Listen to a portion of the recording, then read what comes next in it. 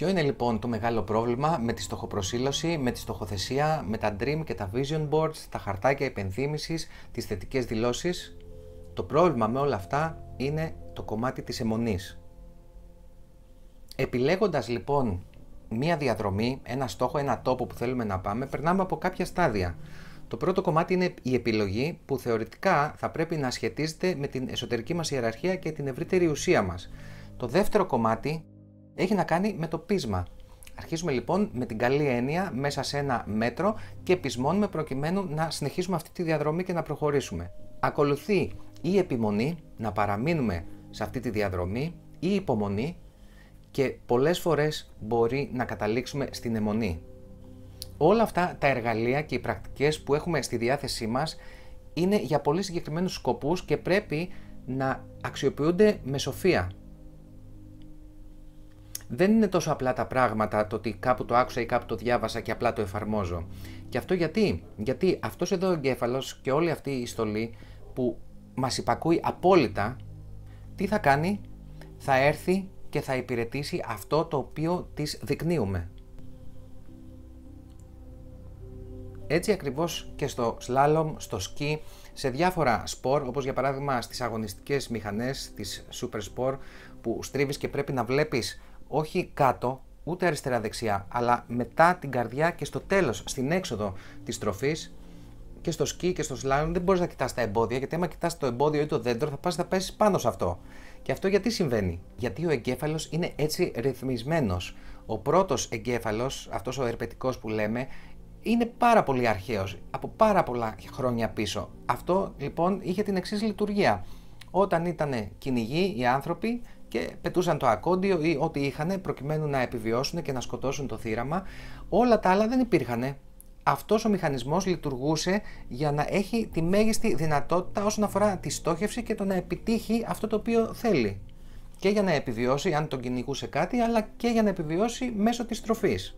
Κατά αυτόν τον τρόπο λοιπόν όλο το σύστημα δουλεύει με τον ίδιο τρόπο ακόμα και σήμερα. Για παράδειγμα, όταν θέλεις να αγοράσεις ένα αμάξι, παράδειγμα ένα κόκκινο πεζό, ξαφνικά αρχίζεις και βλέπεις παντού στο δρόμο κόκκινα πεζό. Το άλλο πολύ γνωστό πείραμα που κάνουμε αρκετές φορές είναι αυτό που λένε μη σκεφτείς ένα κόκκινο ελέφαντα που κάνει έλξη σε ένα μονόζυγο. Αυτή τη στιγμή προφανώς θα σκέφτεσαι έναν κόκκινο ελέφαντα που κάνει έλξη πάνω σε ένα μονόζυγο. Όσο περίεργο και κουλό να είναι αυτό που ακούγεται. Αυτό λοιπόν είναι το λάθος που κάνουμε πολλές φορές και εστιάζουμε σε αυτό που δεν θέλουμε, γιατί γενικά το σύστημα δεν τα πάει τόσο καλά με το δεν. Άρα, αν εστιάζω στο δεν θέλω προβλήματα, θα μαγνητίζω προβλήματα. Δεν θέλω να πονάω, θα μαγνητίζω πόνο. Δεν θέλω να περιτριγυρίζομαι και να έχω επαφές με τοξικότητα και ό,τι αυτό συνεπάγεται, θα έχω επαφές με την τοξικότητα και ό,τι αυτό συνεπάγεται. Στατιστικά τουλάχιστον αυτό μας δείχνει η ζωή. Εάν σκέφτομαι γιατί όχι, γιατί είναι δύσκολο να το πετύχω αυτό, γιατί το ένα, γιατί το άλλο, τότε θα χάσω πάρα πολύ από το γιατί ναι. Φαντάσου λοιπόν ότι έστω ότι έχουμε 100 ενεργοπληροφορικές μονάδες, τις οποίες μπορούμε να αξιοποιήσουμε μέσα σε μία ημέρα. Αυτές τις τοποθετείς σε κάποιο είδους ζυγαριά. Απ' τη μία έχεις τα γιατί όχι, γιατί δεν γίνεται, γιατί είναι πρόβλημα, γιατί. Από την άλλη έχεις το γιατί το θέλεις, γιατί είναι σωστό, γιατί είναι καλό και ούτω καθεξής. Εάν τις μοιράζεις αυτές τις ενεργοπληροφορικές μονάδες, η ζυγαριά αρχίζει και γέρνει αντίστοιχα και συνήθως τα αρνητικά, επειδή όλο αυτό το σύστημα είναι σεταρισμένο για το κίνδυνο, έχουν πολύ μεγαλύτερο ειδικό βάρος. Οπότε, ακόμα και αν το πας 50-50, αυτή εδώ η μεριά θα νικήσει.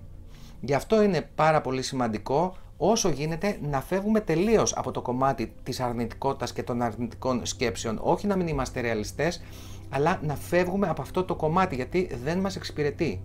Αυτό δεν σημαίνει ότι δεν βλέπω τίποτα άλλο εκτός από αυτό που θέλω να πετύχω ή εκεί που θέλω να πάω.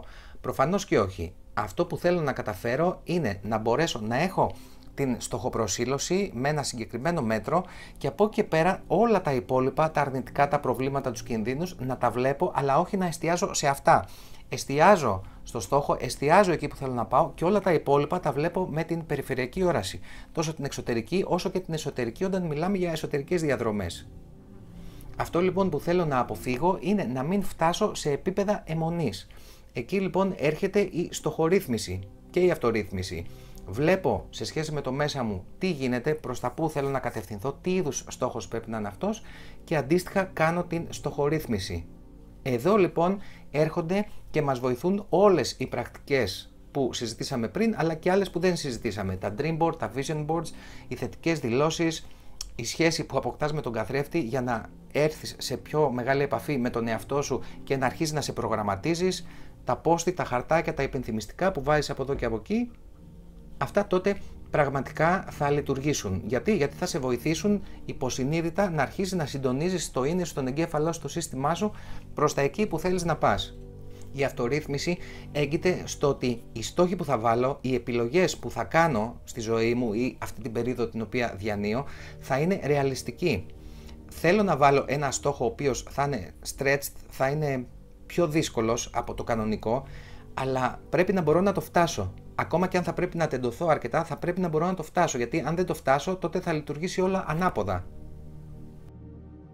Θα βοηθήσει και να δημιουργηθεί η αιμονή, αλλά και να μην δημιουργηθεί η αιμονή θα ενεργοποιηθεί η απογοήτευση, το οποίο δεν το θέλουμε.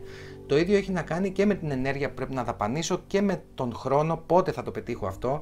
Δηλαδή, αν κάτι χρειάζεται αναγκαστικά ένα χρόνο, δεν μπορώ να το πετύχω σε ένα μήνα. Όλα αυτά λοιπόν, εάν μπω στο κομμάτι της αιμονής, αυτό σημαίνει ότι θα σβήσουν όλα τα υπόλοιπα από γύρω.